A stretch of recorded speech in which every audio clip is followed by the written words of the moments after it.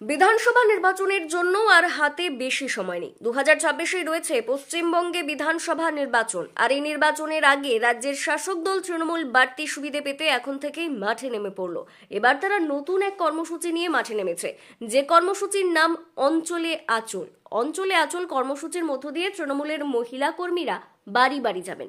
তারা খতিয়ে দেখবেন কন্যাশ্রী থেকে শুরু করে রূপশ্রী, যুবশ্রী, লক্ষ্মীর ভাণ্ডার সহ যে সকল প্রকল্প রয়েছে সেই সকল প্রকল্পের সুযোগ সুবিধে সঠিকভাবে পাচ্ছেন কিনা। এর পাশাপাশি এই কর্মসূচির মধ্য দিয়ে তৃণমূলের মহিলা কর্মীরা বাড়ি বাড়ি গিয়ে মহিলাদের অভাব অভিযোগ সম্পর্কে খোঁজ নেবেন।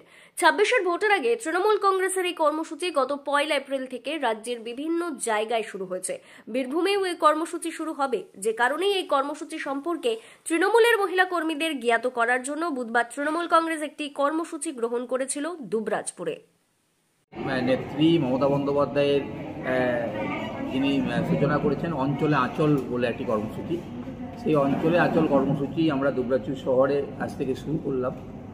এবং অঞ্চলে আঁচল কর্মসূচির উদ্দেশ্য হচ্ছে যে আমার দুবরাজপুর শহরে যে সমস্ত মা বোনেরা আছে তারা আমাদের নেত্রী মমতা বন্দ্যোপাধ্যায়ের যে কর্মসূচি, মহিলাদের জন্য কর্মসূচি, সেই কর্মসূচিগুলি সঠিকভাবে রূপায়ণ হচ্ছে কিনা, সঠিকভাবে বাড়িতে পৌঁছে যাচ্ছে কিনা, সেইগুলি লক্ষ্য রাখার জন্য আমার মহিলা তৃণমূল কংগ্রেসের কর্মী যারা আছেন তারা প্রতিটি ওয়ার্ডের প্রতিটি বাড়িতে যাবেন।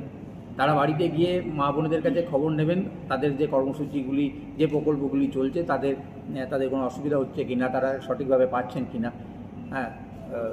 মোট কথা জনসংযোগ বাড়ানোর যে একটা কর্মসূচি আমাদের নেত্রী পাঠিয়েছেন, সেই কর্মসূচির একটি অঙ্গই অঞ্চলে আঁচল কর্মসূচি।